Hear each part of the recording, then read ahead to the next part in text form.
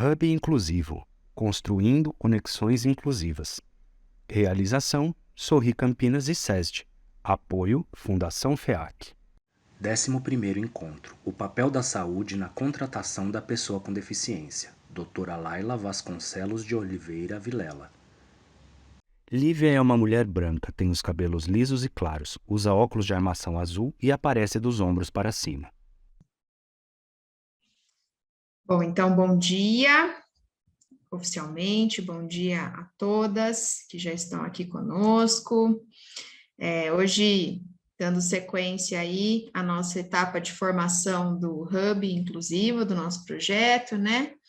Estaremos aqui com muita honra com a doutora Laila Vilela, para discutir um pouco do papel da saúde na contratação, as questões de avaliação da deficiência, tudo que envolve esse tema. A doutora Laila Vasconcelos de Oliveira Vilela é médica pela Universidade Federal de Minas Gerais, com residência em medicina preventiva e social, na área de concentração em saúde e trabalho. Ela tem mestrado em saúde coletiva, saúde de trabalho, pela Universidade Federal de Minas Gerais, é auditora fiscal do trabalho e participa ativamente desde 2008 no desenvolvimento do instrumento de avaliação de deficiências.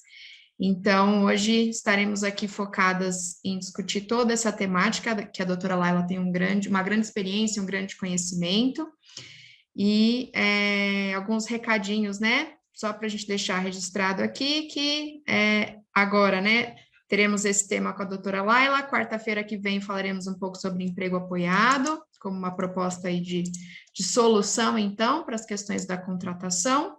Dia 12, né, teremos feriado para descansar, e dia 19 teremos o nosso fechamento oficial, presencialmente, assim como fizemos no primeiro encontro, e vai ter uma programação bem interessante para a gente finalizar, né, e fazer o fechamento com as trocas entre as empresas participantes.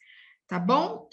Depois, se tiverem outros recados, a gente vai dando aqui ao longo da nossa aula.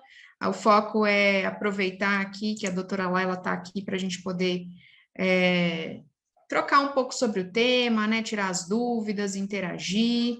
Carol, não sei se tem mais alguma coisa para complementar. Sim, eu só queria deixar aqui a informação também, depois a gente vai estar colocando no grupo do WhatsApp, se vocês puderem estar enviando um depoimento de como foi o Hub para vocês nesse momento, né, e enviar lá no WhatsApp mesmo, tá bom? Quem já enviou, que teve algumas empresas que a gente já foi pedindo no individual, tudo ok, mas quem ainda não enviou, por favor, tá bom? Isso, e aí só lembrando também que a gente tem um link da pesquisa de satisfação, que deve ser preenchido a cada encontro, e lá também vocês podem colocar seus comentários, suas sugestões, suas avaliações, tá bom? Eu vou deixar aqui no chat e vou deixar também lá no nosso grupo de WhatsApp para facilitar. Então, doutora Laila, muito obrigada pela sua disponibilidade numa agenda que a gente sabe que é tão concorrida aí no bom sentido, né?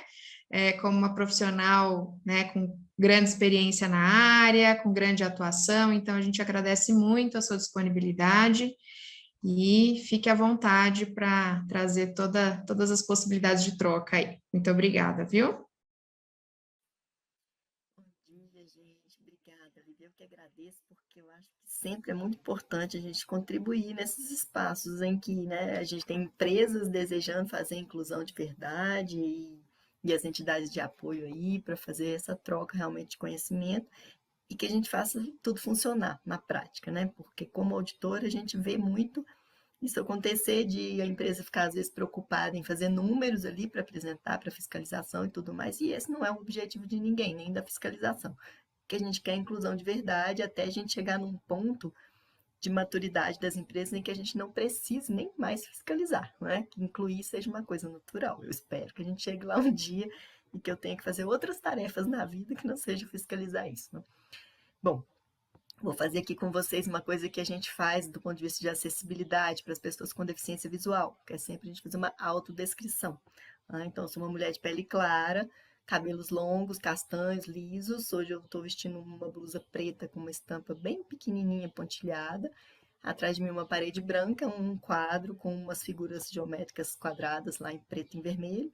e um outro quadro pequenininho com uns escritos que não está dando para ninguém ver, na verdade, mas é preciso amar as pessoas como se não houvesse amanhã. Então, por que a gente faz isso, gente? Porque isso é uma das tarefas que a gente tem na inclusão, que é garantir a acessibilidade, né? Definida por lei e tudo mais. Então, outra coisa que a gente teria que, idealmente, ter num encontro desse tipo seria o intérprete de Libras, que seria outra forma de garantia de eliminação das barreiras de comunicação, né? Então, é tentar garantir o acesso em igualdade de oportunidade para todas as pessoas. A proposta nossa aqui é conversar um pouquinho hoje sobre a mudança conceitual do que é deficiência, que não é recente, mas que muita gente ainda está com dificuldade nessa compreensão, porque essa mudança conceitual ela traz junto uma questão de como avaliar a deficiência e de uma série de ações sociais, inclusive, que tem que existir em virtude dessa alteração na concepção, né? E vamos falar um pouquinho também sobre algumas questões legais aí que permeiam o assunto inclusão e que às vezes a gente não sabe delas, né?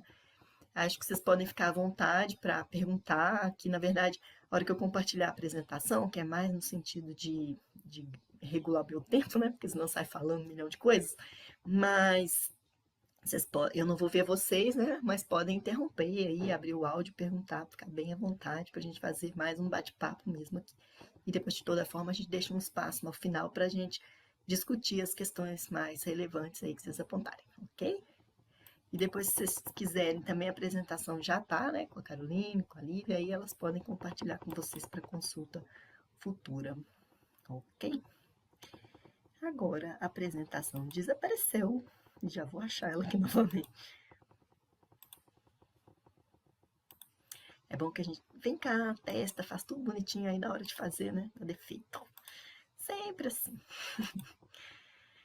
Bom, então, vocês vão ver aqui até o fundo da apresentação, que é de uma empresa de cursos que a gente tem montado, uns cursos que depois eu vou apresentar para vocês. Quem tiver interesse, a gente conversa mais sobre eles também. Bom, antes de mais nada, quando a gente vai falar em inclusão, a gente tem que pensar nisso aqui. Pessoas com deficiência são, antes de mais nada, pessoas. A partir do momento que a gente tratar todas as pessoas de uma maneira igual, a gente vai ter um passo adiante na questão da inclusão. Porque toda vez que a gente fica ali, às vezes, pensando, vamos contratar pessoas com deficiência e faz, por exemplo, uma convocação ali, contrata as pessoas com deficiência, não fala para quê, para fazer o quê, onde que é, não dá detalhes do cargo. Aí você, imaginando, você é uma pessoa sem deficiência, se você for para um trabalho, minimamente você vai querer saber o que vai fazer, para ver se é do seu interesse, se é parte das suas habilidades, né? Então a gente tem que começar a fazer as coisas de uma maneira mais igual para todo mundo. Então, nunca esquecer disso. E aí, considerando essa questão, a gente não toma decisões pelas outras pessoas nunca. A gente sempre vai precisar de conversar com essas pessoas antes, né? Isso aí a gente vai falar um pouquinho mais depois. Mas é com esse olhar aqui que a gente começa. Vou falar um pouquinho de legislação, mas não é para ficar cansando vocês aqui, porque não é nosso objetivo, mas a gente fazer um panorama geral ajuda a entender essas modificações que a gente tem passado. Porque a gente sabe que, historicamente, a gente tem um processo de exclusão das pessoas com deficiência nas diversas culturas, né? Você tem lá as culturas antigas até podiam exterminar a criança que nascia com deficiência, era normal, né? Algumas culturas ainda têm um pouco esse pensamento, mas... E aí a gente vai vendo uma mudança ali, tem uma fase em que existe toda uma garantia ali de uma alimentação, de um teto e ponto final. A pessoa tem uma assistência, porém ela não é ali cidadã, né? Ela não tem seus direitos como indivíduo, de escolha, de autonomia. Então, isso fica aí dentro de uma proteção, que não é o que a gente quer, né? A gente quer direitos, igualdade de oportunidades. Só que, a partir das grandes guerras mundiais, que a gente começa a ter alguma discussão maior nesse sentido aí de direitos, de recolocação das pessoas que voltam das guerras, né? Com alguma lesão, com alguma alteração corporal. E aí, como fazer isso? É só nessa fase. Então, vocês imaginam, a gente tem menos de 100 anos. Aqui no Brasil, a gente começa a ter uma discussão mais aprofundada em relação a direitos e igualdade de oportunidades, quando? Só na Constituição de 88, muito recente, né? Em 89 vem uma lei mais específica que trata da deficiência, a 7853.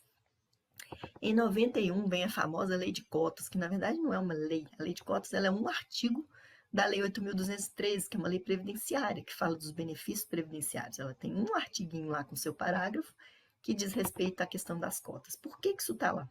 Inicialmente, a ideia era preocupar com os reabilitados da Previdência, que eles tivessem uma reserva de vagas para poder não ficar ali naquela situação, né?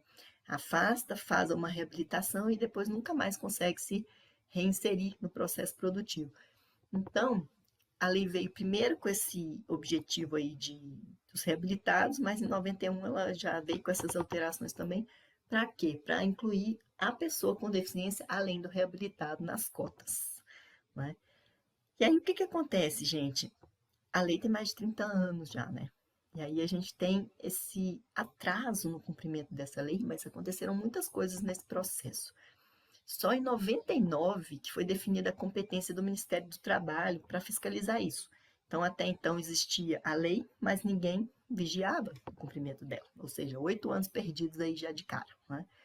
Nesse tempo aí, levou um processo até o Ministério do Trabalho se organizar para fazer essa fiscalização. Então, foi em 2001 que veio uma primeira instrução normativa dizendo como que essa fiscalização deveria ser feita. E é a partir daí que existe uma certa vigilância em relação à lei de cotas e que tem crescido cada vez mais, e a gente vê isso refletido onde? Nos números de contratações, né? Ainda hoje a gente está aí na faixa de uns 50% de cumprimento, que eu considero muito ruim, considerando 30 anos de lei, mas se a gente observa os últimos anos de fiscalização mais intensa nesse sentido, de que começou a existir um projeto estruturado em Brasília, que deveria ser conduzido em todas as unidades do país, aí sim que a coisa ficou mais estruturada, a gente vê números crescentes nas contratações, ainda muito distante do ideal, né? A gente espera que melhore isso no futuro. Esse decreto 3298 vocês devem conhecer bem também, porque além dessa competência, ele trouxe uma listagem de situações consideradas deficiências. E aí a gente vai fazer as devidas críticas a ele logo em breve, tá? Em 2009, ali 2008 para 2009, a gente teve um marco muito importante nos direitos das pessoas com deficiência, que foi o quê? O Brasil assinar a Convenção da ONU sobre esses direitos. E o Brasil assinou essa convenção de uma maneira muito interessante, que foi o quê? Tem um processo todo especial lá de número de deputados, de parlamentares e tudo mais, e ela veio como emenda constitucional para a nossa legislação. Ou seja, a gente tem que prestar contas em relação ao cumprimento dessas diretrizes que vieram na Convenção para a ONU, sim, mas temos que prestar contas internamente, pois isso faz parte da nossa Constituição. Então, tudo que a gente faz que descumpre a Convenção é o quê? Inconstitucional, né? Então, é uma coisa que a gente tem que ter uma atenção para isso aí, tá? Em 2011 teve essa Lei 12.470, que depois a gente vai falar um pouquinho mais dela, que ela trouxe umas melhorias em relação ao benefício de prestação continuada, para favorecer a inclusão. Em 2012 veio a IN 98. O que são essas INs, gente? São instruções normativas da CIT, Secretaria de Inspeção do Trabalho, que tem como objetivo dizer como a fiscalização deve ser conduzida nesse quesito aí de inclusão de pessoas com deficiência. E aí, em 2021, veio uma outra IN, revogou essas anteriores aí. Essa de 2021, o que ela fez? Um compilado de instruções normativas. Então, atende aprendizagem, etc. Mais ou menos lá no artigo 83, 84, se não me engano, é que ela começa a tratar das questões de inclusão, de como o Ministério do Trabalho deve fazer a fiscalização dessa inclusão. E a gente teve um outro marco muito importante, foi a Lei Brasileira de Inclusão, que muita gente conhece como Estatuto da Pessoa com Deficiência, né? Essa lei é muito importante porque quando a gente tem diretrizes gerais da Convenção da ONU, a gente tem que saber como que a gente vai cumprir isso daí. E essa foi a primeira lei que veio para dar essa forma de cumprimento. É uma lei bem interessante que trata de todas as questões de saúde, educação, né, o trabalho, que é o nosso foco principal aqui, mas que eu recomendo muito para quem ainda não leu, que leia. E vocês vão observar quando fizerem essa leitura que uma das expressões que mais aparece lá é igualdade de oportunidades. Que, gente, a questão que a gente trata aqui é de direito, não é de caridade, não é de favor. A partir do momento que a gente iguala as oportunidades, as pessoas vão acessar as coisas da vida, do dia a dia, da mesma maneira, né? Então, a gente não está aqui fazendo favor para ninguém com uma cota no trabalho, com uma questão assim, não. A gente tem essas ações afirmativas de uma maneira temporária, até que se torne natural essa valorização da diversidade, né? Então, assim, é um panorama geral que a gente vai ver. E por que a Convenção da ONU é muito importante? Por várias razões, né? São as diretrizes gerais, mas ela traz para a gente a mudança de conceito, que é um negócio muito importante que a gente vai tratar aqui. E aí eu quis trazer para vocês um pedacinho do artigo 8º da Constituição Federal, porque a gente vê isso. Por que o governo não cuida, então, das pessoas com deficiência, né? Não é assim que funciona, gente. A própria Constituição prevê que é um dever do Estado, sim, mas também da sociedade e da família, assegurar a pessoa com deficiência com prioridade a efetivação dos direitos fundamentais, que são vida, educação, saúde, trabalho, etc. Né? Tem vários lá listados que a gente já conhece esse artigo. Mas isso é só para frisar que não é essa coisa que o governo vai cuidar. Isso é uma responsabilidade social de todos nós também, em virtude o quê? Da exclusão histórica que a gente viveu e ainda vive, né? As barreiras todas que as pessoas com deficiência enfrentam e que a gente deve garantir que as oportunidades sejam igualadas para que todos tenham os mesmos direitos, tá? Então, como eu disse, a Convenção da ONU, ela trouxe ali para a gente um ponto importantíssimo, que é uma virada conceitual sobre o que é a pessoa com deficiência, né? Quem é. E aí, gente, a Convenção da ONU mesmo, ela não quis trazer um conceito fechado, que ela disse em um dos seus artigos que o conceito de deficiência é um conceito em evolução, né? E realmente é. E a gente já está vivendo essa evolução desde lá em 2009, aqui no Brasil e no mundo inteiro teve esse mesmo movimento, mas a gente ainda tem uma dificuldade de compreender isso. Qual que é a grande mudança? Vocês vão ver aqui pelo texto da Convenção que pessoas com deficiência são aquelas que têm impedimentos de natureza física, mental, intelectual ou sensorial, os quais, em interação com diversas barreiras, podem obstruir sua participação plena e efetiva na sociedade com as demais pessoas. O que isso quer dizer?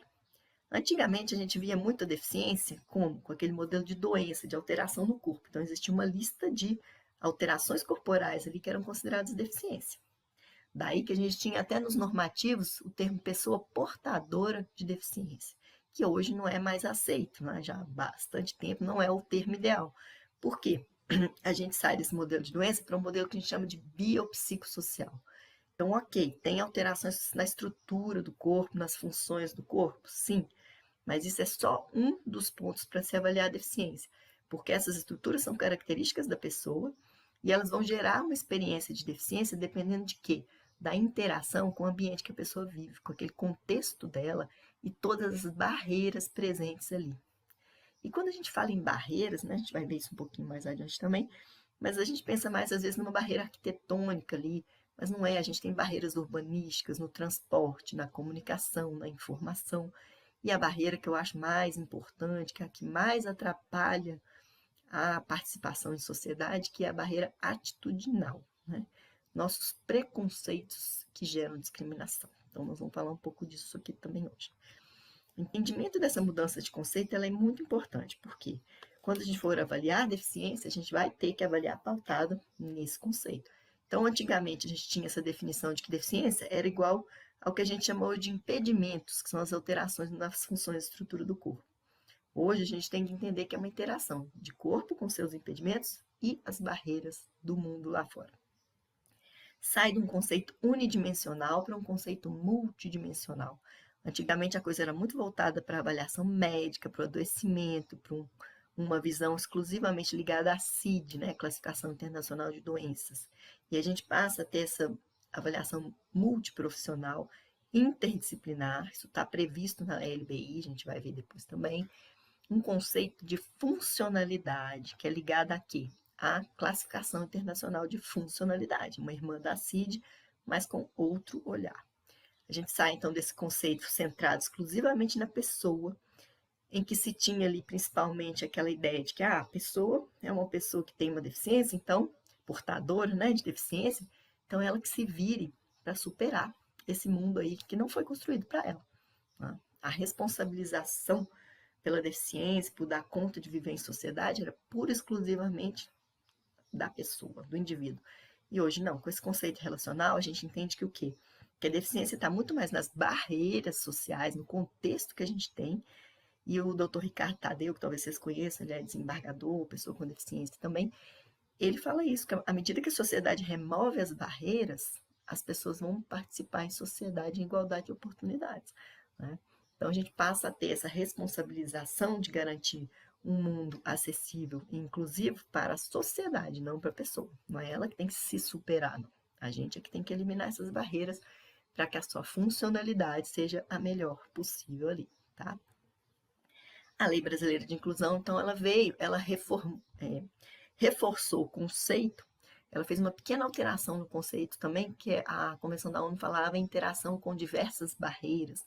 A LBI trouxe que a interação do corpo com uma ou mais barreiras, porque às vezes uma barreira é suficiente para provocar, né, bastante dano, bastante dificuldade de acesso às atividades e participação social. Então, a Lei Brasileira de Inclusão diz para a gente que quando fosse fazer avaliação de deficiência, teria que ser biopsicossocial, né, esse olhar amplo e global que eu falei para vocês, tem que ser realizada por equipe multiprofissional e interdisciplinar. Por que isso, gente? Se eu tenho que entender a pessoa como um todo no contexto dela, eu preciso de diferentes olhares a partir de uma bagagem ali de formação que é diferente para cada profissional, né? Então, o ideal é que mais pessoas avaliem e entendam todas as nuances ali da vida da pessoa para concluir se ela está ali vivendo aquela experiência de deficiência, né? E aí nisso a gente tem que avaliar 4 fatores importantes. Impedimentos nas funções e estrutura do corpo. Então, sim, ainda se mantém a avaliação corporal. Mas isso é um de 4 itens. Antigamente era um único item, né? E hoje não pode ser assim mais, desde 2009, mas mais explicitamente desde 2016, quando a LBI entrou em vigor. Então, olha só, 6 anos já, né? Que a gente deveria estar fazendo isso dessa maneira e pouca gente está. Raramente a gente vê uma avaliação biopsicossocial de verdade. Então, além do corpo, o que mais que eu preciso entender? Fatores socioambientais, psicológicos, pessoais, limitação no desempenho de atividades e restrição de participação. Só para a gente entender o que é essa mudança conceitual, vamos pensar num exemplo aqui. Uma pessoa que tenha um diagnóstico ali, né, na CID-10 de paraplegia, não tem movimentos nos membros inferiores. Então, eu tenho essa pessoa com esse diagnóstico e ela tem a seguinte situação assim, de conceito, de cultura e sociedade. Ela vive numa sociedade inclusiva, sem barreiras arquitetônicas, sem barreiras atitudinais. Ela teve todo acesso à escola, né, com as modificações e adaptações razoáveis necessárias. Ela tem um bom trabalho, ela possui uma cadeira de rodas motorizada para se deslocar e ela tem o acesso tranquilo ali nos espaços, ela tem uma boa condição financeira que garante que ela vai acessar todos os serviços que ela precisar, mesmo que eles não sejam disponíveis no sistema público.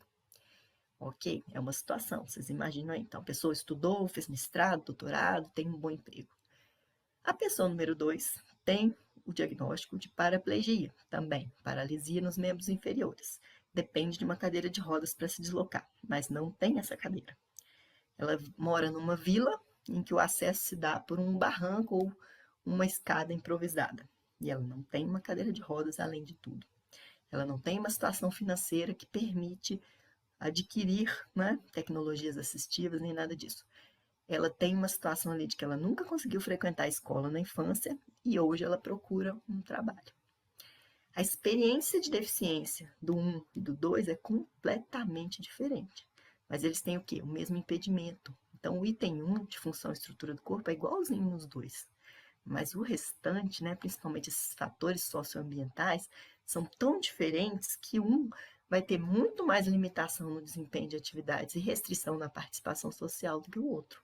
É por isso que o conceito não pode se pautar só no corpo. Então, acho assim, quando a gente pega um exemplo mais prático, a gente fica com essa compreensão melhor, né, do que é a mudança conceitual. Não sei se todo mundo conhece a Classificação Internacional de Funcionalidade, vou falar rapidamente aqui como é a estrutura dela.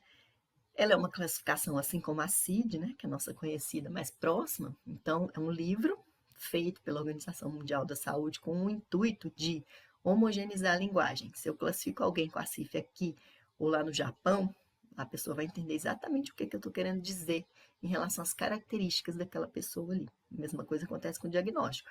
Se eu falo que a pessoa tem aqui o F70, por exemplo, né, o retardo mental, esse código é igualzinho lá no Japão, na Rússia, onde for, né? Então, o objetivo dessas classificações é isso, ter uma linguagem homogênea que possa ser compartilhada no mundo inteiro. Mas, então, a CIF ela não é uma avaliação para deficiência, né? Ela é uma avaliação de funcionalidade de qualquer ser humano. E ela tem como seus componentes principais 3 grandes grupos ali. Um é o das funções e estruturas do corpo, né? Que é o que a gente avalia aqui é o grau de integridade mesmo. Então, como é que estão essas estruturas e funções, o nível de funcionamento delas. É uma parte. Mas, do outro lado, a gente tem lá os seus fatores contextuais, ambientais e pessoais, que podem funcionar como barreiras ou facilitadores. Né? No caso lá das pessoas com paraplegia que eu inventei aqui, eu falei, tem um que tinha muitos facilitadores e o outro tinha muitas barreiras nos seus fatores contextuais. E aí, como um resultado final da interação desse corpo e desses fatores contextuais, a gente tem um outro grande grupo da CIF chamado atividades e participação. Esse grupo, gente, ele é mesmo um resultado real ali do que acontece na vida da pessoa como um todo. E aí a gente pode avaliar com 2 níveis ali de entendimento. Um nível é o chamado capacidade.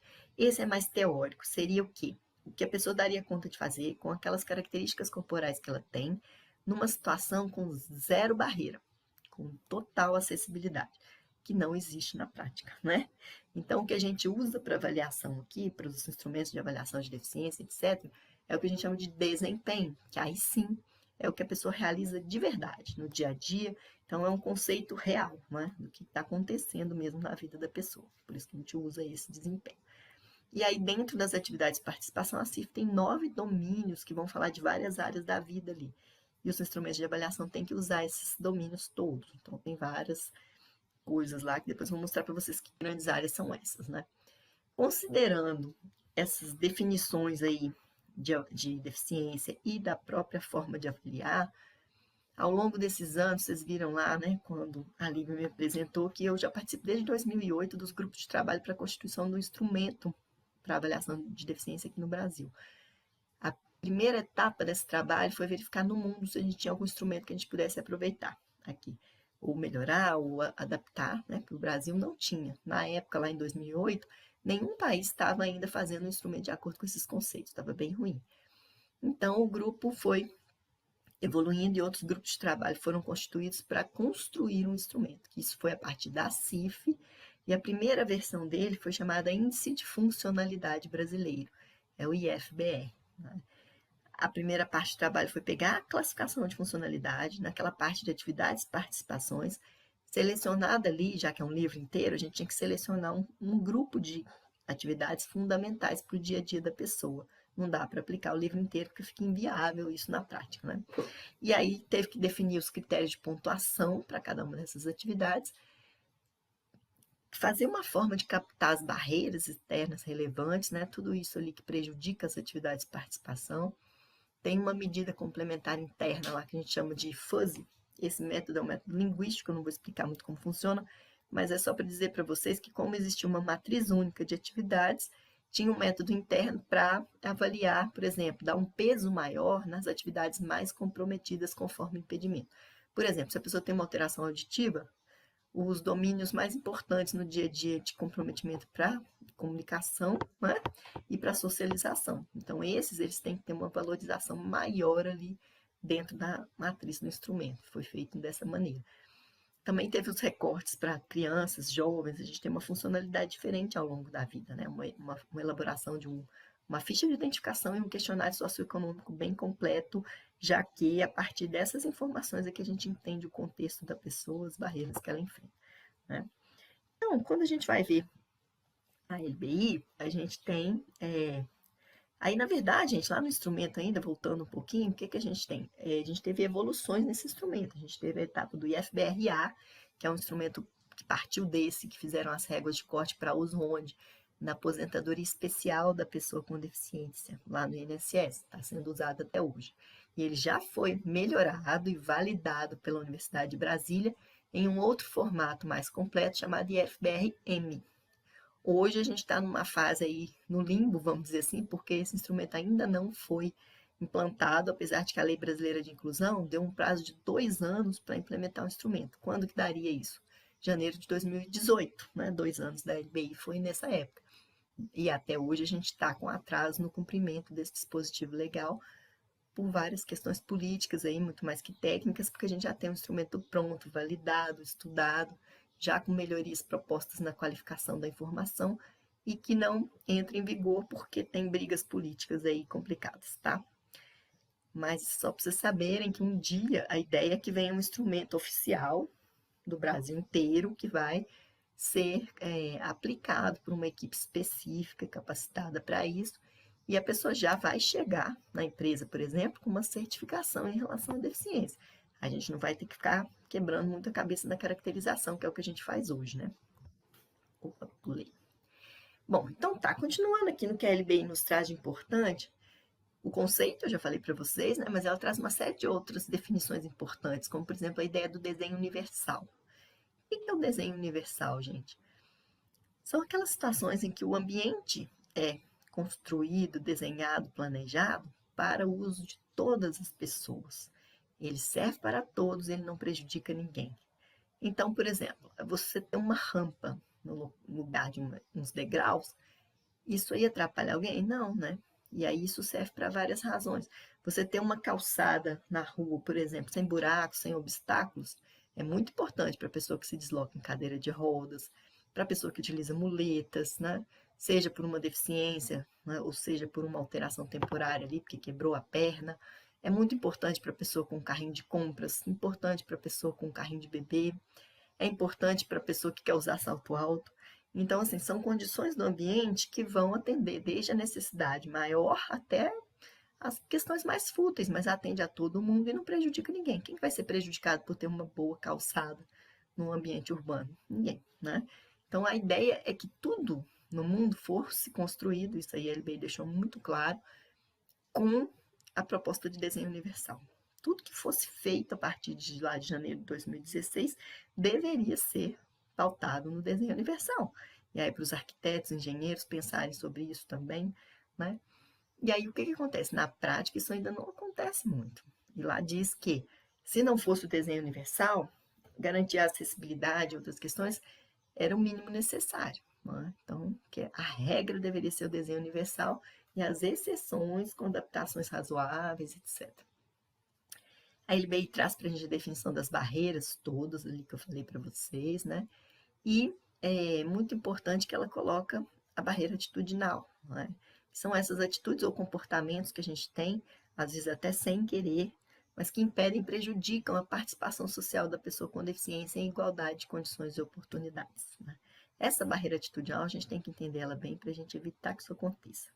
Fala de barreiras de comunicação também, que são muito importantes e às vezes a gente esquece. E tem a questão da adaptação razoável. O que é adaptação razoável, gente? Eu tenho que garantir a acessibilidade, isso é uma regra também da LBI, sempre. Mesmo que eu, não, já estou com minha cota cumprida, eu não preciso me preocupar com a acessibilidade, precisa. São obrigações independentes em locais até diferentes, legislações diferentes. Eu não tenho que cumprir cota, porque eu tenho menos de 100 empregados no total dos meus estabelecimentos. Não precisa garantir acessibilidade? Precisa, porque, como eu falei, são legislações independentes, tá? Na LBI, a gente vai ter uns pontos muito importantes aqui em relação ao direito do trabalho, que é o nosso foco principal, né? Gente, deixa eu só fechar aqui, porque eu acho que o meu WhatsApp ficou aberto aqui e ele tá fazendo barulhinhos. Então, o que acontece? Não tá não, que engraçado. Tá bom. Então, o que acontece? A gente tem essa ideia aqui de ambiente acessível e inclusivo. O que é isso, gente? Trabalho de livre escolha e aceitação. Eu posso restringir algum trabalho para as pessoas com deficiência? Dizer, não, esse aqui não pode ser para pessoa com deficiência, não. Só vou disponibilizar as vagas X ou Y. Não posso fazer isso, né?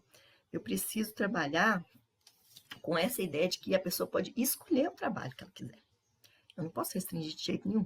Então, o ideal da gente fazer uma boa inclusão ali nesse sentido é sempre o quê? Garantir que todas as vagas oferecidas pela empresa sejam para todas as pessoas.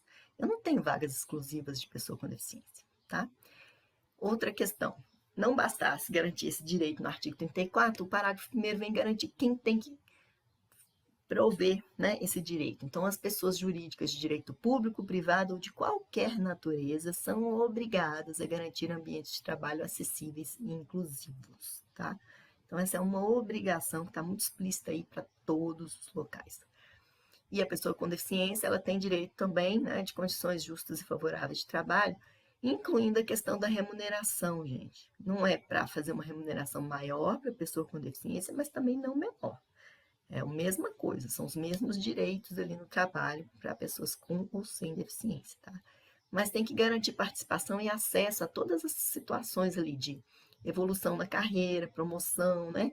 Se tiver bonificação, se tiver incentivo profissional, tudo isso tem que ser dado em igualdade de oportunidades. E o que é dar igualdade de oportunidades? Se eu faço, por exemplo, um sistema interno ali em que eu vou informar uma vaga possível de ascensão na carreira. Se esse sistema informa essa vaga de uma maneira que não tem acessibilidade de comunicação, então, por exemplo, se a pessoa com deficiência visual não vai ficar sabendo, isso não é igualdade de oportunidades, então não está acessível, e isso é discriminação, a gente não pode deixar acontecer, né? Tem que ser garantida a acessibilidade em todo o curso de formação e capacitação que seja feito internamente. Tem aquele DDS, né, o Diálogo Diário de Segurança, tem que fazer com acessibilidade para todos.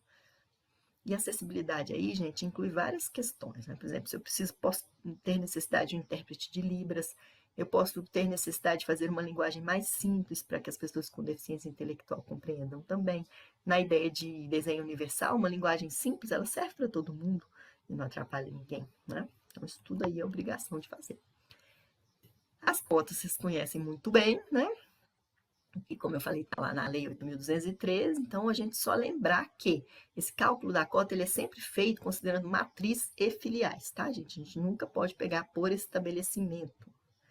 Por que eu gosto de reforçar isso? Porque a gente tem lá o parágrafo 1º do artigo 93 que impede a dispensa sem substituição prévia. E eu já vi confusão acontecer da empresa achar que, não, mas aqui na minha unidade a cota está completa, eu posso desligar sem substituição. Não pode, porque a cota é global, de todos os estabelecimentos em conjunto.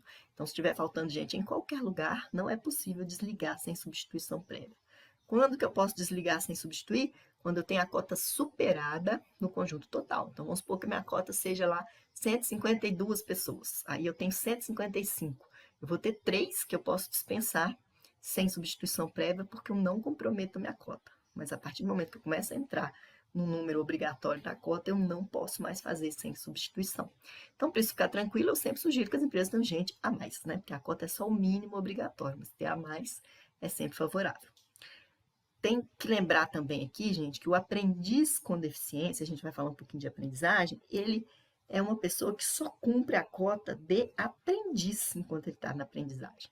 Só vai poder cumprir a cota de pessoa com deficiência quando finalizar a aprendizagem e ele entrar como empregado efetivo. Ele não é flex, ele não cumpre as 2 cotas ao mesmo tempo. Eu vejo muita confusão nesse sentido também, aí por isso que eu quis trazer aqui para a gente lembrar, tá? Então, a gente sempre reforçar que o que gera deficiência não é a limitação corporal, mas a restrição em exercer os direitos devido às barreiras. A acessibilidade é um direito meio, então, para garantir o direito fim, né, que é a inclusão ali. E a ausência de acessibilidade é que causa essa experiência de deficiência na população.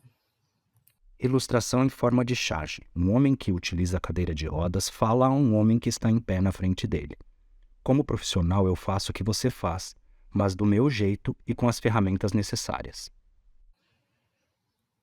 Adaptações que são necessárias, né? A organização ela tem sempre que se preparar para receber as pessoas com deficiência. Isso faz parte do ambiente inclusivo que está lá previsto na lei, né?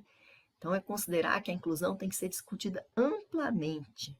É isso que vocês estão fazendo aí, que é bem interessante, montar um projeto de inclusão de verdade. E essa inclusão, gente, ela tem que estar como meta ali, né, como parte da compreensão de todas as esferas da empresa, desde a alta gestão, né, até o pessoal de chão de fábrica, os colegas diretos ali da pessoa, tudo isso tem que ser bem costurado para que o projeto de inclusão funcione.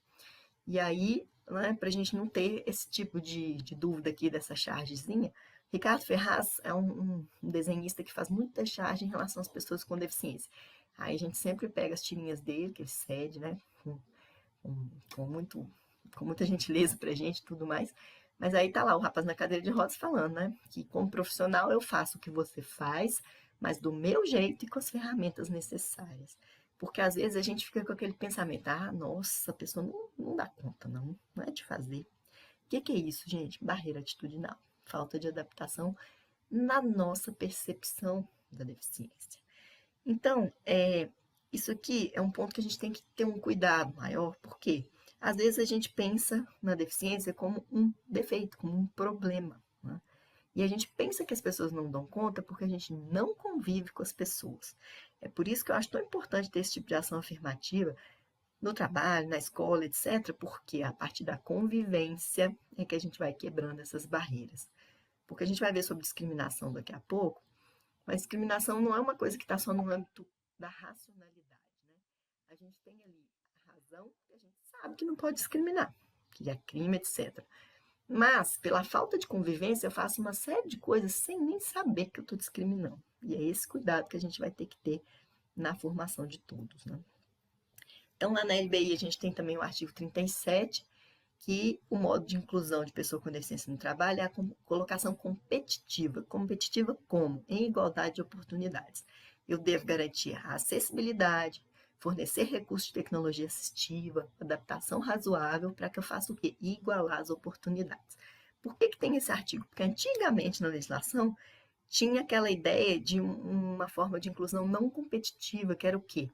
Ah, nós vamos fazer uma oficina aqui, protegida, né? Tinha esse nome, em que as pessoas com deficiência ficavam isoladas trabalhando. Antigamente, muitos anos atrás, isso era aceito como inclusão. Só que a gente sabe que não é, né? Porque ficar isolado num lugar lá produzindo cartãozinho de Natal, qualquer coisa que seja, não é socialização, não é participar da sociedade, não é ser cidadão de verdade. Então, não serve mais. É por isso que só a única forma aceita é a colocação competitiva. Mas tem que igualar as oportunidades com as demais pessoas, tá?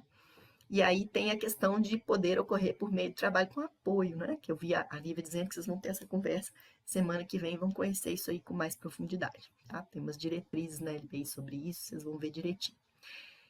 Então, essa acessibilidade é um direito fundamental. Ele está previsto na Convenção das Pessoas com Direito, dos direitos das pessoas com deficiência, está previsto na LBI, como eu trouxe aqui, ó, o artigo 53, fala que a acessibilidade é direito que garante à pessoa com deficiência ou mobilidade reduzida viver de forma independente, exercer seus direitos de cidadania e de participação social. Então, 2 pontos de referência quando a gente fala que uma coisa é acessível. Ela tem que garantir que a pessoa possa realizar a atividade com autonomia e segurança, tá? Então, já vi acontecer de um local falar, ah, não, aqui nessa entrada tem 2 degrauzinhos, mas são só 2. Aí, se chegar a pessoa com cadeira de rodas, o pessoal da segurança aqui da portaria sobe a cadeira, aí tá tudo certo. Não tá tudo certo. Não tem autonomia e não tem segurança. Então, não é acessível, não pode ser assim. Não pode depender de terceiros, tá? Senão não é acessibilidade de verdade. Porque aí tá aqui o conceito de acessibilidade que vem na própria LBI, que é essa situação, possibilidade e condição de alcance para a utilização com segurança e autonomia de espaços, mobiliários, equipamentos, edificações, transporte, informação, comunicação, inclusive sistemas e tecnologias. Então, se eu tenho lá um software de trabalho lá na minha empresa, um software interno, e eu vou ter pessoas com deficiência visual trabalhando, né? Preciso ter na questão da inclusão. O que eu faço? Adaptação do software. Ah, não, mas é caro, difícil fazer essa adaptação. Não é. A gente tem vários softwares, alguns são pagos, sim, mas tem gratuitos, como um que chama NVDA, né? Ele tem o site, inclusive, que ensina as pessoas de TI a fazerem a vinculação desse software com o software de trabalho. O que é o objetivo dele? Ele faz aquela leitura, né, das coisas escritas e transforma em voz, para que a pessoa com deficiência visual possa utilizar o software de trabalho. Então, assim, não é pensar que é caro, que é difícil, etc., está muito dentro aí das nossas barreiras atitudinais que vêm por desconhecimento das necessidades e das alternativas que existem no mundo, que são muitas, né? Então, gente, eu gosto de reforçar sempre essa questão da discriminação veio na LBI, porque às vezes a gente está discriminando sem perceber. Olha só, é vedada a restrição ao trabalho da pessoa com deficiência. Então, não posso restringir todas as vagas para todos. Então, vedada também qualquer discriminação em razão da condição em todas as etapas da vida. Recrutamento. Se eu abro vagas, por exemplo, tem vagas para pessoa com deficiência física. Posso fazer isso? Não posso. Não posso selecionar a deficiência, né? Processo de seleção, vou fazer uma dinâmica lá, vou colocar todas as pessoas para falar ao mesmo tempo. Tem pessoas com deficiência auditiva que não vão dar conta de participar dessa seleção nesse formato. Então, o que eu estou fazendo? Eu não estou dando igualdade de oportunidades, é discriminação. Né? Processo de contratação todo, eu não posso escolher tipo de deficiência, é sempre todas as pessoas para todas as vagas, porque eu tenho que fazer a adaptação do meu ambiente de trabalho, a tecnologia assistiva necessária, adaptação razoável necessária, né? E aí no processo ali, e esse vai muito para os médicos, que eu vou no exame admissional, se eu fizer uma avaliação e falar que a pessoa não pode exercer certa atividade a priori, eu não posso fazer isso porque isso é discriminatório. Eu já fui lá avaliar a atividade, se a atividade tem as adaptações necessárias ou não.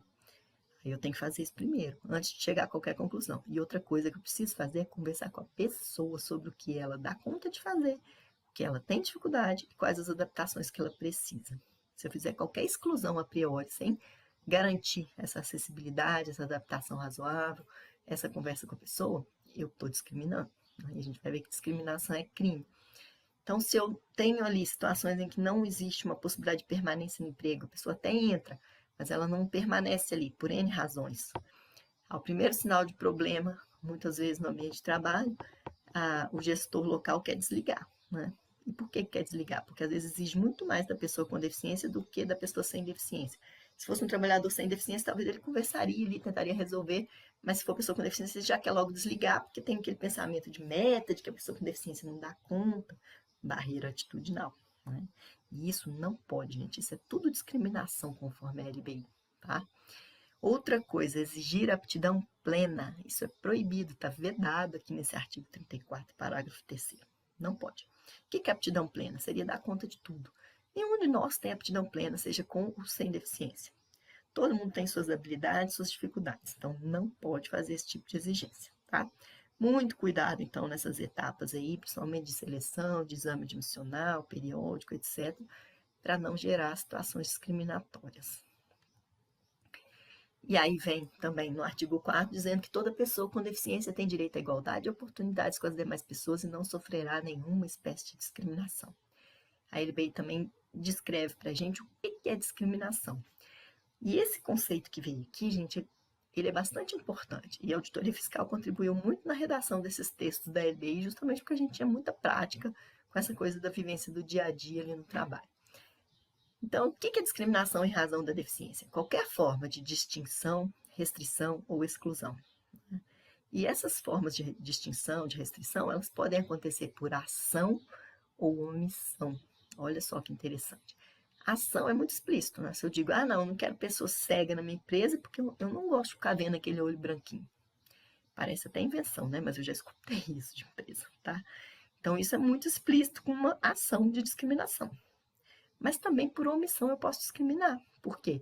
Se eu não garanto acessibilidade, se eu vejo alguma situação ali de exclusão e não faço nada em relação a isso, eu estou me omitindo.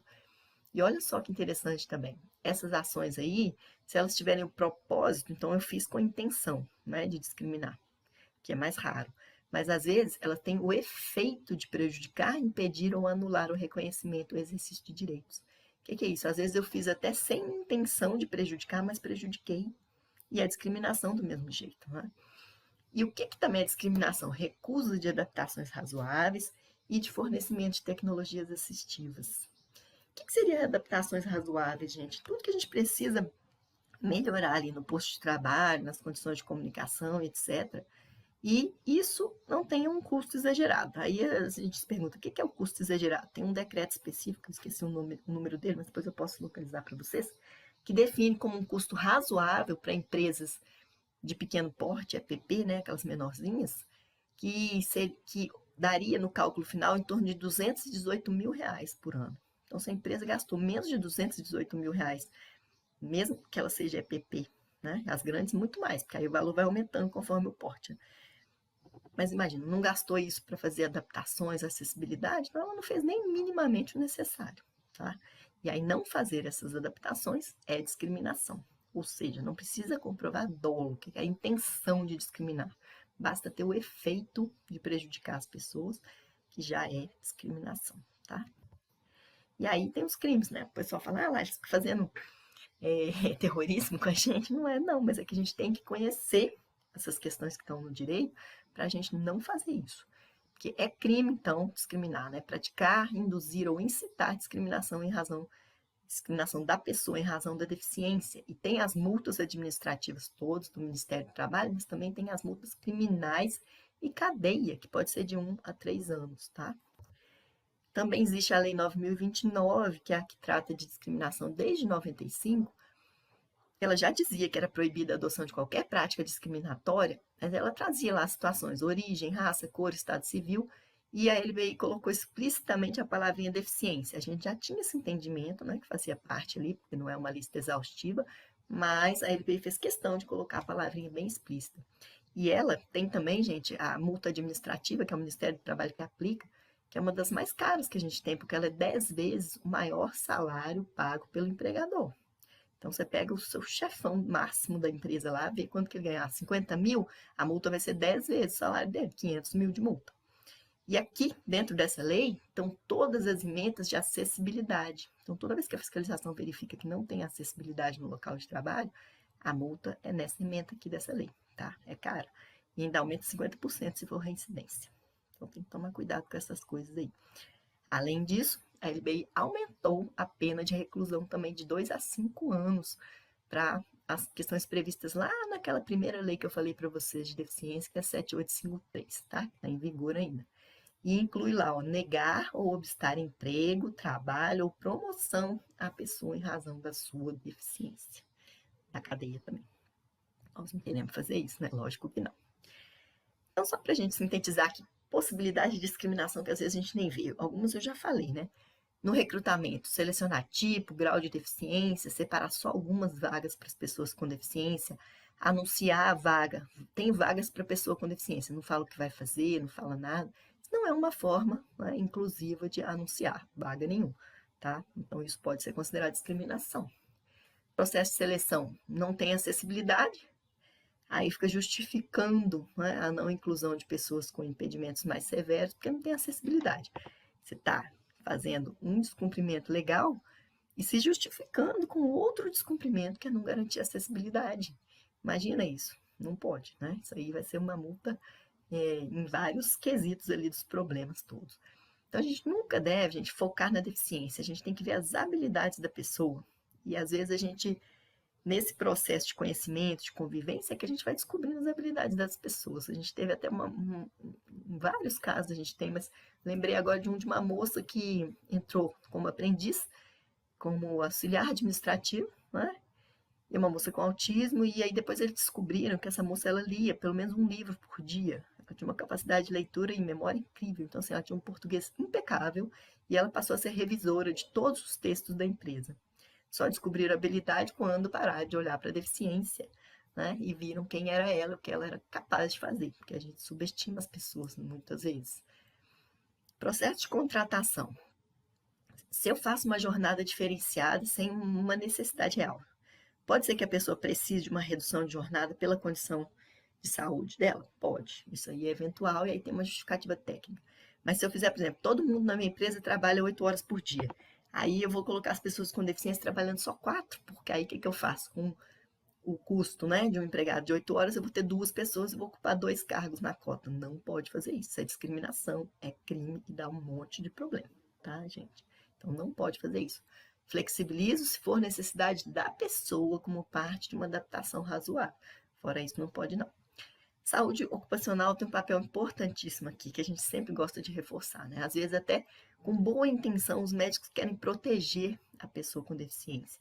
Mas esse proteger pode ser discriminatório. Por quê?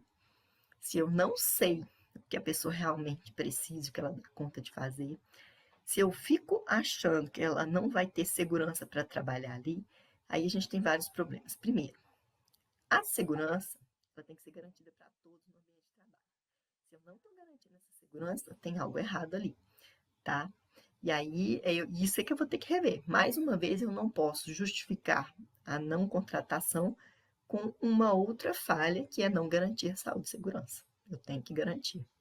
Outra coisa é não entender essa diversidade de aptidão e de habilidade, né? Então, eu já vi empresa falar assim, não, eu não posso ter pessoa com deficiência auditiva aqui, não, porque tem empilhadeira circulando. Gente, qual que é o motivo? Pessoa com deficiência auditiva não consegue perceber a empilhadeira? Pessoa com deficiência auditiva anda no centro de Belo Horizonte, de vocês aí também provavelmente, nas ruas. Né? Então, assim, é não saber das habilidades que as pessoas têm. Começa por aí. Outro grande problema. As empilhadeiras têm o alerta sonoro. Quando ela está chegando, se aproximando, ela buzina para as pessoas.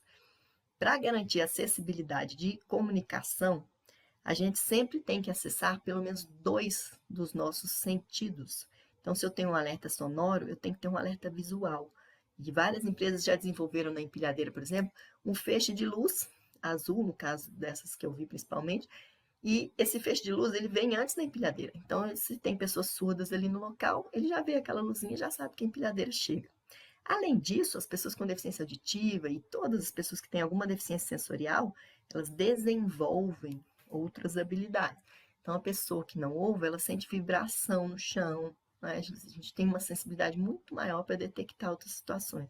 Vocês imaginam lá, a pessoa com deficiência visual total, que usa o piso tátil para se deslocar ali. Ele tem que reconhecer com o pé calçado se é uma bolinha, se é um risquinho, para saber se é um piso direcional, se é um piso de alerta, né? Depois vocês fazem o teste aí, anda de tênis ou de um sapato social naquele negócio e veja se vocês percebem a diferença, se vocês conseguem detectar no chão todas as alterações. Mas a pessoa com deficiência visual desenvolve essa habilidade.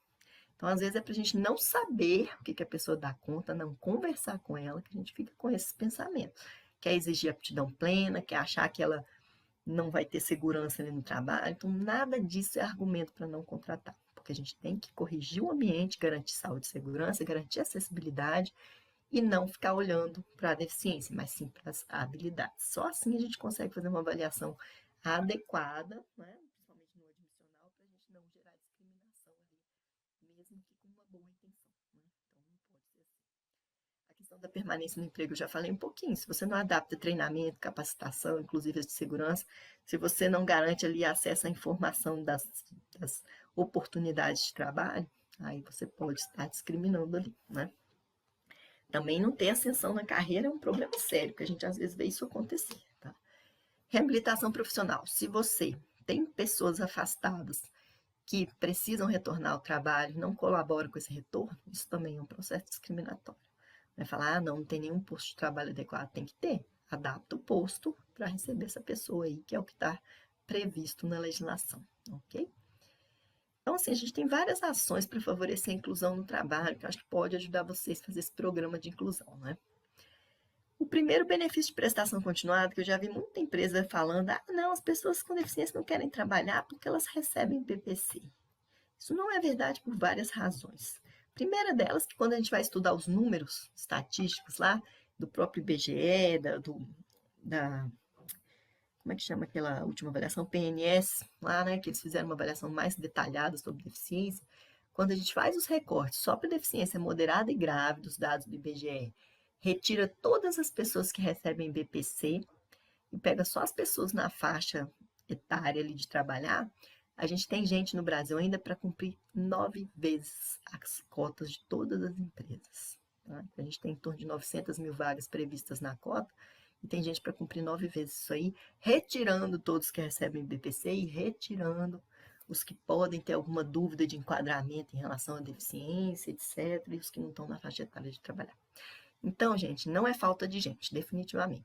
Mas, ainda assim, o governo fez umas mudanças no BPC para favorecer. Ok, a pessoa está recebendo BPC, ela quer trabalhar. E aí, não mais cancela o benefício, só suspende o benefício quando entra na atividade remunerada. E a qualquer momento que der errado, a pessoa pode retornar lá no INSS e reativar o benefício, sem passar em nova perícia, aquela burocracia toda, tá? Então, isso foi para favorecer a entrada no trabalho na época que se desenvolveu a campanha do BPC Trabalho. Além disso, para incentivar a qualificação profissional, a pessoa pode acumular o valor do BPC, que é um salário mínimo, com a remuneração da aprendizagem por até 2 anos. Né? Justamente para quê? Para as empresas contratarem a pessoa na aprendizagem, ela vai lá se capacitar, ela continua recebendo BPC também para dar um apoio, e aí, a partir do momento que ela vira a empregada efetivo, ela passa para a cota de pessoa com deficiência e deixa de receber o benefício aí, mas suspenso só, né? Não cancelado. Então, isso tudo aí foi para favorecer. E ter ciência que o BPC é um benefício que não é vitalício, ele pode ser cancelado a qualquer momento, ele não gera pensão, ele não gera nada disso. E a atividade de trabalho é muito melhor, porque minimamente a pessoa vai ganhar um salário mínimo, que é igual ao BPC, mas ela tem vários benefícios. Cesta básica, plano de saúde, isso falando em termos financeiros, né? Mas não somente isso, é questão da socialização e de se sentir necessário, de se sentir parte da sociedade, que é o mais importante, tá?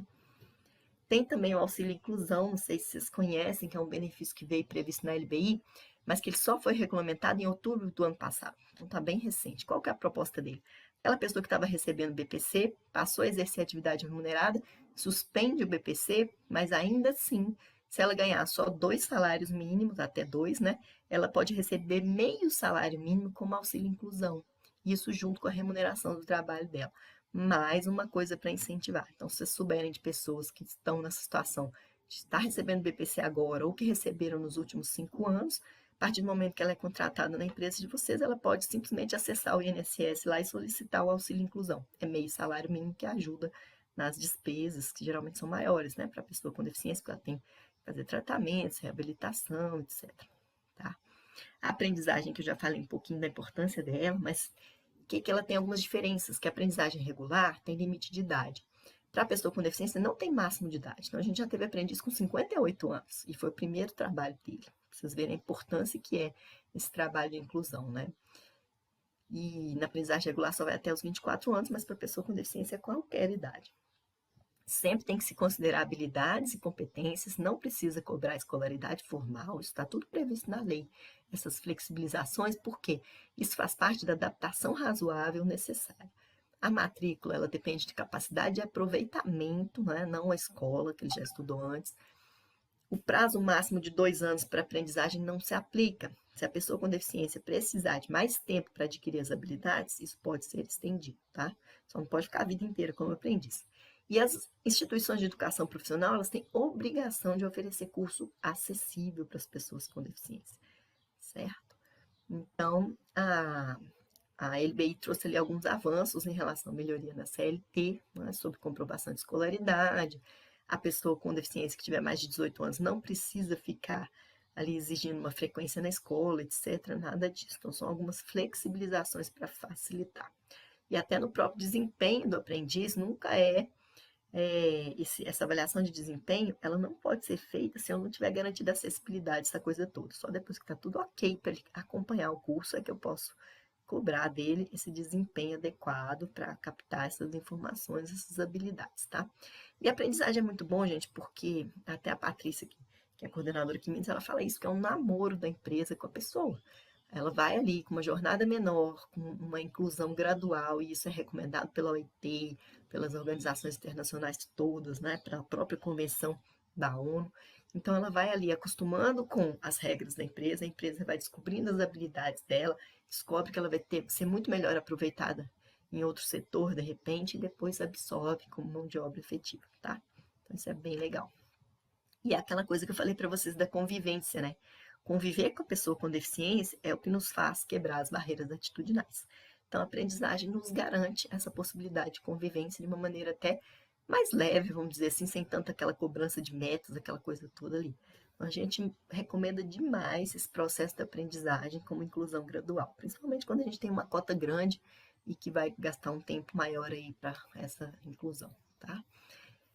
Só como curiosidade também, nos processos de licitação, há garantia de cumprimento da reserva de cargos, da cota de pessoa com deficiência, é usado como critério de desempate entre as empresas. Então, é sempre bom estar com isso aí em dia, se é a empresa que fornece alguma coisa, né, para o governo, processo de licitação.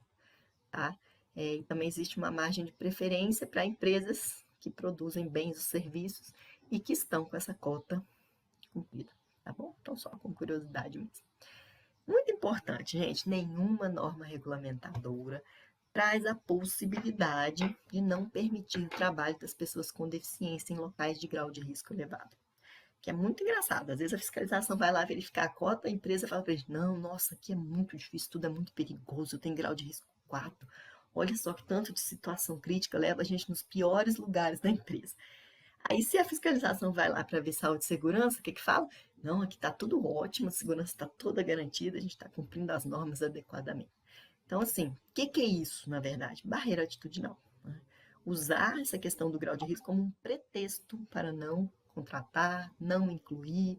Isso não pode. Como a gente já viu, isso é discriminação, isso é crime, dá multa e cadeia, tá? Então, nunca mais vamos falar essa coisa aí de que o grau de risco é inviável. A gente que tem que corrigir o ambiente de trabalho para que ele seja seguro para todo mundo, tá?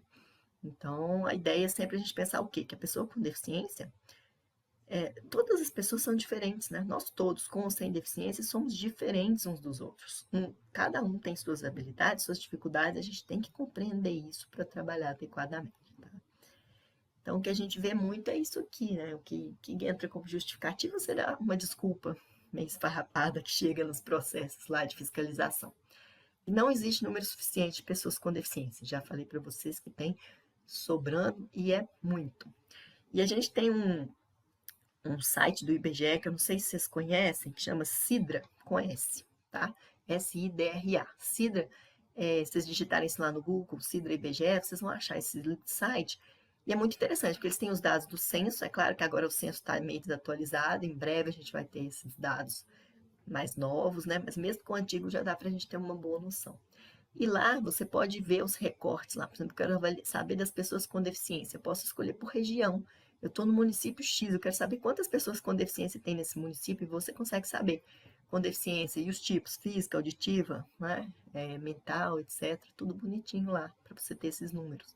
Então, um colega do Ministério do Trabalho, José Tadeu, ele já até fez esses estudos e tudo mais, que foi onde a gente tem essa informação de que a gente tem 9 vezes o número de pessoas para cumprir a cota, tá? A ideia de baixa qualificação da mão de obra existente. Outra coisa que não é verdade, isso é um mito, gente. Com os dados lá da Social Raiz Caged, a gente tem 2.800.000 pessoas com deficiência que têm ensino superior, mestrado, doutorado. Tá? 2.800.000. Só com essa aí a gente já cumpre quase 3 vezes a cota. Então não é um motivo também, tá? Qual é o grande problema na qualificação? Tinha até uma chart que eu não trouxe, esqueci do Ricardo Ferraz também, que ele mostra lá um rapaz na cadeira de rodas, e aí tem o empregador falando para ele, seu trabalho vai ser aqui na guarita do estacionamento. Ele, mas eu tenho doutorado em economia, então é o quê? Ficar separando vagas. Essa tendência de colocar só as vagas, por exemplo, portaria, limpeza, almoxerifado para as pessoas com deficiência. Por quê, gente? São todas as vagas para todas as pessoas. A gente tem sim gente qualificada. E ainda assim, se for, não, eu preciso de uma qualificação específica aqui para minha empresa. Você não qualifica as pessoas sem deficiência? Então, qualifica as com deficiência também. Tem aprendizagem para isso, pode fazer uma qualificação específica. Não tem problema nenhum em relação a isso. Mas tem que investir nessa questão, se for muito específico. Se não for, o que está faltando realmente é abrir todas as vagas para todas as pessoas, tá? Pensar numa atividade econômica que necessita de pessoa com aptidão plena. Como eu disse, isso é vedado, né? É proibido exigir isso. Todas as atividades, elas têm ali dentro do seu descritivo uma série de subtarefas, gente. E essas subtarefas, às vezes, vai ser necessário, como adaptação razoável, retirar algumas. Falar, não, essa pessoa eu estou contratando, mas essa aqui ela não vai realizar, as outras todas ela vai. E isso não é motivo para não contratação, porque está prevista na lei essa flexibilização também, porque isso é adaptação razoável, tá? Falar que pessoa com deficiência só quer trabalhar em atividade administrativa, eu não sei nem da onde que surgem essas coisas, né? Não é verdade, a gente tem pessoas em todas as áreas, tá? Isso aí depende muito do perfil da pessoa, da formação dela, porque é isso, gente. A gente quer trabalhar, geralmente, onde? Na nossa área de formação, né? E não uma área qualquer. Aí que, como eu falei, fazer esse negócio de vagas para pessoa com deficiência sem especificar qual é o trabalho, desse jeito não funciona bem por isso, né? Então, a perda de BPC a gente já explicou que isso não é justificativa, porque tem gente sobrando e porque também tem várias melhorias em relação ao BPC para favorecer a entrada no trabalho. A falta de adequação nos postos de trabalho é uma realidade, porém não pode ser uma desculpa, porque isso é uma obrigação adequar. Que não fosse pela acessibilidade, pela questão da NR17, né, de ergonomia, que fala que tem que adaptar os postos de trabalho às pessoas. Então, essa obrigação de adequar postos, ela já existe há muito tempo, tá? Existe uma uma queixa das empresas que terceirizam mão de obra, que as tomadoras de serviço não aceitam pessoas com deficiência. Então, existe um problema aí, porque quando a empresa contrata uma terceira, ela contrata o serviço. Ela não pode escolher as pessoas, senão ela cai naquele item de pessoalidade que a gente fala. E quando tem pessoalidade, essa terceirização fica ilegal, né? É um dos requisitos lá para ver ilegalidade. Não pode escolher pessoas, tem que escolher o serviço, ok? Tem um argumento de que as pessoas com deficiência saem muito das empresas. Primeiro que isso não é uma verdade, porque a gente tem dados de RAIS mostrando que saem menos do que as demais pessoas, mas às vezes isso chama atenção em certas situações, e eu já vi isso acontecer na prática. Tem empresa lá, só contrata pessoa com visão monocular, com pequenas alterações ali nos dedinhos, não sei o quê, não contrata ninguém com impedimentos mais severos. E aí essas pessoas, elas saem mesmo. E a empresa vem falando, não, é por causa de R$ 50 a mais a pessoa foi embora.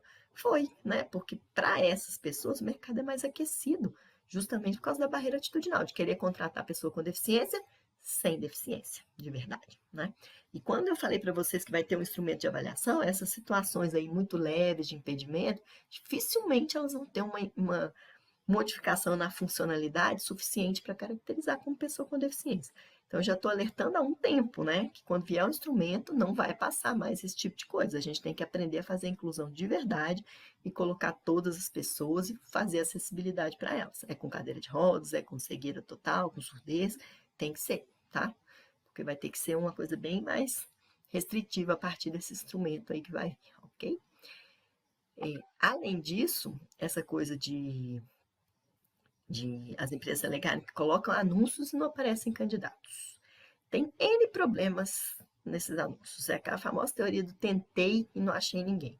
Isso não é desculpa, gente, para fiscalização. A gente não aceita isso. E até judicialmente os juízes estão começando a perceber que isso aí é uma falácia. Mas faz anúncio assim, anuncia, por exemplo, em locais que a pessoa não vai ter acessibilidade para obter essa informação. Coloca no jornal impresso, a pessoa desempregada não vai comprar jornal. Né? Anuncia lá, vagas para pessoas com deficiência física. E eu já vi escrito assim nos anúncios N vezes. Não é só física que existe, né? A gente tem vários tipos de impedimentos, como a gente viu lá no conceito da ONU. Aí o anúncio vai restringir ali. Outra coisa, coloca o anúncio daquele jeito que eu falei. Vagas para pessoa com deficiência e não fala para fazer o quê, como é que são as características da vaga. Todas as outras vagas, como que a gente anuncia? Com as características da vaga. Aí a coisa não funciona. Então, colocar anúncio não é comprovar que você está se esforçando de verdade para contratar. Outra coisa que acontece muito, e a gente sabe que isso acontece. Coloca anúncio, aí chegam as pessoas, passam ali no processo seletivo e ninguém vai para frente. Todo mundo é barrado na seleção. Essa seleção tem algum problema? Não pode ser assim. Não, mas é que aqui na minha empresa eu só aceito pessoa com ensino médio completo. Isso aí é uma falha, não só para a pessoa com deficiência, mas para todas as outras. E eu já vi acontecer isso. Empresa perder, por exemplo, precisava de um soldador e tinha um cara com experiência gigante, soldador excelente. A empresa não contratou porque ele não tinha ensino médio. Ele ia usar ensino médio em quê no processo de soldagem? Em nada. Então, tem que parar de selecionar por requisitos formais, tem que selecionar por habilidades necessárias para a vaga. É isso que tem que fazer, senão não funciona direito, né? Então, para fazer um programa de inclusão bom, tem que pensar dessa forma, sair dessa caixinha aí para funcionar. Né? E aí a gente tem lá o que é o preconceito. Preconceito nada mais é do que um conceito antes de saber. Julgar antes de conhecer. Então, fazer isso, né? Eu vou analisar as funções e vou pré-julgar qual o tipo de deficiência é compatível. E eu já vi isso acontecer, né? De empresas prestarem esse desserviço de fazer um mapeamento ali da empresa e falar, aqui você pode colocar deficiência física de membro superior leve. Ali pode ser assim, assado. Não pode fazer isso, gente. Isso é altamente discriminatório, né? É crime, não pode não. A gente tem que abrir todas as vagas para todas as pessoas e adaptar tudo que for necessário, já que existe a obrigação da acessibilidade, da adaptação razoável, tudo isso, tá? Então, o correto é adaptar o posto de trabalho, o local, questão de acessos e também colegas, chefias imediatas, né, para a pessoa com deficiência. Sempre avaliar pela potencialidade, não pelo ensino formal, por uma experiência prévia, e investir na formação se for necessário, formações específicas, como a gente falou. O que é problemático também, que a gente percebe? A gente tem aquele parágrafo que eu falei de não desligar sem contratação prévia, né? Às vezes a gente observa umas empresas que elas até contratam muito, mas elas desligam demais, então elas estão sempre ali enxugando gelo não conseguem cumprir a cota nunca, né? E por quê? Porque deixam de fazer essa tentativa ali. Então, de repente, conversar, colocar até alerta. Eu já vi empresa fazer isso, coloca como alerta nas pessoas com deficiência quando tem qualquer pedido de desligamento que vai ser analisado o que aconteceu lá. Que de repente dá para mudar de setor, está faltando uma conversa ali com a chefia do local para a questão da barreira atitudinal, né? Então, tentar ver outras possibilidades para evitar o desligamento, senão não tem a permanência no emprego e aí a cota nunca se completa, tá? Fazer essas outras tentativas. E eu já vi muitas empresas em que a inclusão, de repente, deu um salto exponencial no número de contratações, quando as empresas colocam como uma meta global essa questão do cumprimento da cota, em que todos ficam envolvidos, todos têm um nível mínimo ali de conscientização para eliminar essas barreiras atitudinais, essa coisa toda, né? E uma coisa que funciona bem para quebrar barreiras atitudinais, gente, é levar a pessoa com deficiência para contar a experiência de vida para as outras pessoas, tá? Isso aí eu gosto muito. Aqui em BH tem um rapaz que chama Davi, não sei se vocês conhecem. O Davi, ele não tem as pernas, né, e os braços, ele tem uma parte de um braço só. E ele conta a história dele, assim, eu já ouvi a palestra dele umas 1000 vezes, todas as vezes eu choro, porque a gente acaba se imaginando, né, numa situação daquela, como é que seria a vida, que a gente acaba vendo. É feio ficar falando isso, né? Assim, nossa, não, a pessoa tem muito mais problema que eu devia ser grato pela minha vida. Mas nem que seja por isso que a gente se coloque no lugar da pessoa em algum momento para desenvolver essa empatia mesmo e quebrar essas barreiras atitudinais, né? Ilustração em forma de charge, composta por 2 quadros. Em segundo plano, um campo onde acontece um jogo de beisebol. Em primeiro plano, um muro e 3 pessoas em pé, em cima de caixas de madeira, para conseguir assistir o jogo. Há uma pessoa de estatura alta que vê o jogo, uma de estatura média que também vê e uma de estatura baixa que não assiste ao jogo por conta do muro. O título desse quadro é Igualdade. No segundo quadro, o mesmo cenário, mas a pessoa de estatura alta não está sobre uma caixa. A pessoa de estatura baixa está em pé sobre 2 caixas, vê o jogo e comemora. O título desse quadro é Justiça. Essa figurinha aqui eu gosto muito dela, apesar de não saber quem foi que fez para dar os devidos créditos, mas ela mostra muito isso que a gente busca, né? Se a gente coloca ali a condição igualzinha para todo mundo, a gente deixa de atender quem mais precisa. Então, a igualdade de oportunidades, que seria essa coisa da justiça ali social, seria justamente colocar quanto mais coisas a pessoa precisa, mais a gente fornece para igualar as oportunidades. Aquele que não precisa de nada, não tem. Então, essa figurinha é bem representativa disso. Aqui eu falei para vocês que eu tenho o curso de inclusão, que passa por todas as etapas aí necessárias para entender essa proposta e fazer a inclusão de verdade. Então, a gente fala lá sobre legislação, tudo que precisa saber, que aqui a gente fez um apanhado geral, mas lá é aprofundado, cada uma dessas leis, o que tem que fazer, como que funciona a avaliação biopsicossocial, lá explica os instrumentos que tem desenvolvidos, como que eles funcionam, porque mesmo que a gente não vá aplicar o instrumento, entender como ele funciona nos ajuda a fazer a avaliação de deficiência hoje, dentro das regras da LBI, né? Que tem que ser biopsicossocial, não dá para a gente ficar só preso nos diagnósticos lá, não, porque isso está errado. E aí a gente passa pela parte toda de caracterização da deficiência hoje, dentro dessas adaptações necessárias. Também tem toda a parte de acessibilidade, com um checklist para fazer o diagnóstico se a acessibilidade está bem, está ruim, o que eu preciso melhorar, antes mesmo que chegue, né, algum processo de auditoria externa e tudo mais. E tem, por fim, o módulo de que é a criação de um programa de inclusão de verdade. Então, para a gente entender lá quais são atitudes que a gente tem capacitistas no dia a dia, o que a gente tem que fazer para corrigir isso, como que a gente estrutura ali um programa com seus objetivos, com seus passos, para que ele funcione de verdade. Então, quem tiver interesse pode pegar aí pelo QR Code, eu tenho um link aí que é mais complicadinho de copiar, né? Mas depois também eu vou passar essa apresentação para vocês, fica fácil de buscar lá, tá bom?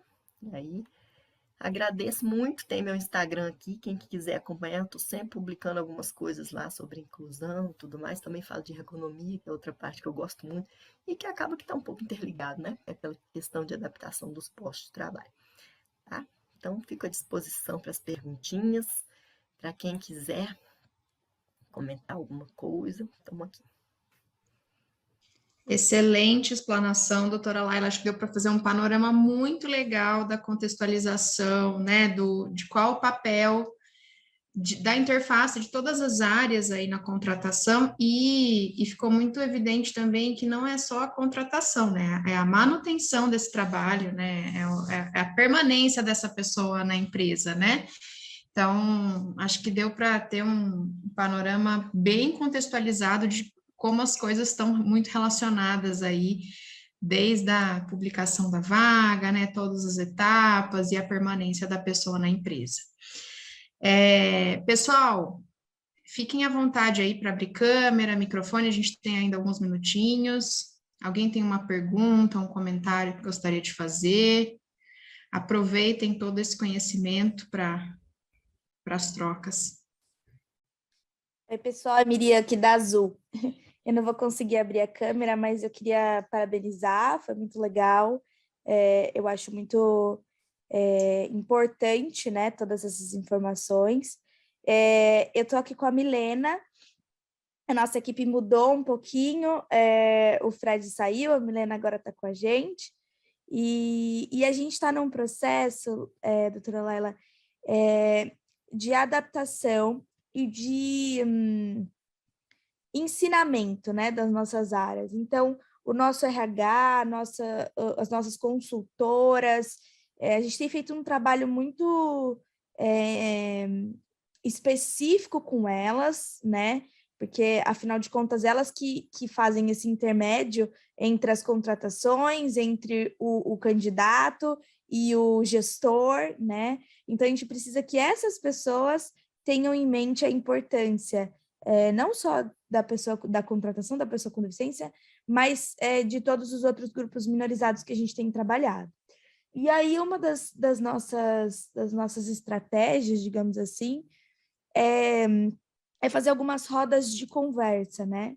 Então, chamar esse público, hoje, o único público que a gente trabalha de forma afirmativa é a pessoa com deficiência, por enquanto, né? Pela maturidade do tema na empresa, mas a gente tem feito essas rodas de conversa e a gente fez até um convite que a gente falou com o jurídico e daí a gente conversou entre a gente falou, poxa, será que é a melhor forma que a gente está falando? Será que é a forma mais convidativa para a pessoa com deficiência, né? Será que ela vai entender que realmente a gente está querendo incluí-la e pensando nessa jornada dele dentro da empresa e não só numa inclusão por cota e tudo mais? A gente até conversou, né, de mostrar aqui o convite para ver se vocês ajudam a gente nesse sentido e até para ficar de dica também para as outras empresas, né, e entender como elas têm feito isso também, porque as vagas somente na nossa plataforma, a gente não tem tido tanta adesão, né, a gente não tem conseguido chegar no número de pessoas que a gente precisa, né, e essa foi uma das estratégias que a gente tem pensado, assim, até para ouvir das outras empresas. Mi, não sei se você quer falar um pouquinho, mostrar também, só para introduzir. Oi, gente, bom dia. Não, só para a gente introduzir, eu não sei se vocês gostariam que eu compartilhasse com vocês a tela, para vocês verem o convite que a gente está fazendo. Eu acho interessante, até também para trazer para saber se a gente está sendo de uma forma efetiva mesmo e assertiva. Não sei como vocês querem. Milena, se quiser, está aberto para compartilhar. Então, eu vou compartilhar aqui com vocês a tela. Deixa eu aumentar ela, porque ela tá bem pequenininha. Tá muito pequeno para vocês? Ou não? Ó, eu estou conseguindo acessar. Hoje, aqui a gente não tem ninguém que talvez precise descrever a imagem, mas se você quiser ler a mensagem que está escrita, fica à vontade. Boa. Então, é um convite para a gente convidá-los para participar da roda de conversa. Então, basicamente, o texto, então, Vencer Azul. Na melhor companhia aérea do mundo, o respeito é a base dos nossos valores. Estamos buscando talentos para alcançar voos mais altos conosco. Se você tem interesse em entrar no nosso banco de talentos e concorrer para as nossas vagas exclusivas para pessoas com deficiência, responda esse formulário, que em breve entraremos em contato com você. E aí embaixo a gente coloca, esperamos por você, um QR Code, e um link também para a pessoa acessar esse forms que a gente criou para a gente poder coletar alguns dados dos candidatos, né? A gente entrar em contato com eles. Só trazendo algumas outras informações que eu acho que é importante. Respeito é o nome do nosso programa aqui dentro da Azul, né? O nosso programa de diversidade, equidade e inclusão. E a gente tem feito esse banco de talentos geral, não para vagas específicas, né? Na verdade, a gente quer conhecer o perfil, a gente leva nesse momento as vagas que a gente tem aberto hoje, né? Naquela localidade ou naquela região. E aí, naquele momento, a gente apresenta as vagas que a gente tem de acordo com os perfis. Até vi que você falou em algum outro momento, né, da importância de descrever a vaga, né, de falar do que é, para que é. Então, a gente acaba levando nesse dia, né, as nossas consultoras do RH, elas levam para a gente ver esse match de perfis, sabe? Doutora Laila, quer comentar um pouquinho desse exemplo para a gente usar até como conhecimento para todo mundo que está aqui? Então, eu acho que seria interessante, assim, porque dentro dessa proposta de fazer uma roda de conversa, vocês vão encontrar essas pessoas pessoalmente mesmo, assim, vai ser... Aí talvez fosse interessante falar sobre Sim, isso, porque presencialmente. aí fala, né, que é para a pessoa preencher o formulário, que vai entrar em contato, mas eu já colocaria isso, porque pode ser uma forma de fazê-los perceber que vai ser uma abordagem diferente, não mais uma empresa que ele vai mandar currículo e nada vai acontecer, porque as pessoas estão meio Tá. desgastadas nesse sentido. Então, falar que a Uhum. proposta é ter uma roda de conversa em que a pessoa vai poder apresentar as habilidades dela, as expectativas, então talvez eles se sintam mais acolhidos assim, senão vai ser mais um lugar onde eu vou mandar meus dados, meu currículo, e ninguém nunca vai me chamar, sabe? Que é o que a gente está vendo no Sim. dia a dia, essa insatisfação geral. Essa coisa Uhum. de roda de conversa ou de um contato presencial tem funcionado bem. Às vezes as empresas fazem, vou fazer um feirão de vagas. Aí divulga bastante, chama as pessoas. Às vezes tem um lanchinho, alguma coisa também que é atrativo, né? E fala para as Uhum. pessoas virem, porque aí apresenta as vagas, as possibilidades e ouve essas pessoas para tentar ter uma coisa mais próxima e não ficar só na burocracia ali de mandar currículo e não ter retorno. Que é o grande Sim. medo, né, que eu vejo hoje nas pessoas com deficiência. Mas só nesse Uhum. sentido, eu acho que aí seria bom. E eu gostei dessa ideia de conversar mesmo diretamente, né? Ah, legal. Tá bom, doutora. Muito obrigada pelas dicas. Obrigada, viu, gente? Obrigada mesmo. Só uma perguntinha, onde vocês vão divulgar isso aí? Porque isso é muito importante. Onde é que vai parar essa notícia? Hoje a gente divulga para os nossos gestores e para todos os nossos tripulantes, para eles divulgarem para as pessoas que eles conhecem, né? Para já ter uma indicação. A gente divulga para algumas instituições sociais que a gente trabalha, né? Algumas OSCs, que a gente já tem, na Azul a gente tem a nossa área de responsabilidade social muito forte. Então, a gente já tem alguns trabalhos paralelos, então a gente divulga para eles também. E nas secretarias, né? Então, a gente está em Barueri, a gente divulga na Secretaria da Pessoa com Deficiência de Barueri, em Campinas também, onde a gente vê que tem mais vaga naquele momento. A ideia é que essa roda que tenha uma recorrência, né? Então, quinzenal, semanal, enfim, de acordo com o que a gente entender que tem a demanda, né? Então, aí a gente vai direcionando para as localidades que a gente tem mais vaga e para essas secretarias e para essas localidades. Eu sugeri mesmo que esse boca a boca dos próprios trabalhadores, né, recomendarem para algum conhecido, um vizinho, um amigo, isso funciona bem. As instituições todas, então mandar para a PAI, a AP, esqueço as siglas, mas essas todas que trabalham com deficiência. E outro lugar que tem dado um resultado interessante é no CRAS, os Centros de Referência de Assistência Social do SUS, né? Porque muita gente com deficiência vai lá e Sim. circula por ali. Então, colocar esse tipo de informação lá costuma dar um retorno bom também. Né? Legal, boa. Mas é interessante que essa forma de divulgar não seja só a internet, só esses meios que às vezes eles não acessam. Então, para ampliar Exato. o acesso é importante esses locais. Mas vocês já estão com uma rede aí, né, interessante, que tem tendência de funcionar mesmo. Excelente, pessoal. Acho que essa troca entre aqui as empresas é bem legal, porque às vezes uma estratégia pode né, apoiar a outra empresa, existir essa sinergia entre as empresas é um dos nossos objetivos aqui do Hub para apoiar todo mundo, né, para que um consiga, né, trocar essas experiências com o outro e, de repente, isso pode auxiliar e unir, né, esse é um dos nossos objetivos aqui no Hub. E aí a gente já está com o nosso tempo esgotado, mas, doutora Laila, se eu puder, né, ser inconveniente aqui, pedir, né, uma última pergunta, que acho que ficou, de repente, para a gente só fechar. Você trouxe muito bem a questão, né, de um novo modelo, né, da deficiência baseado na CIF, que já é um modelo, né, estabelecido aí a nível mundial e que aqui no Brasil a gente ainda tem bastante dificuldade em apresentar esse novo formato. A gente ainda tem muitas questões específicas, até como você trouxe, assim, né, de formalidades, né, de documentos formais ali na contratação, como um laudo médico, por exemplo, né? Tem muitas empresas que ainda pedem um laudo médico específico, né, com o CID, não que isso não seja importante, mas hoje a gente já tem um outro formato baseado no modelo biopsicossocial.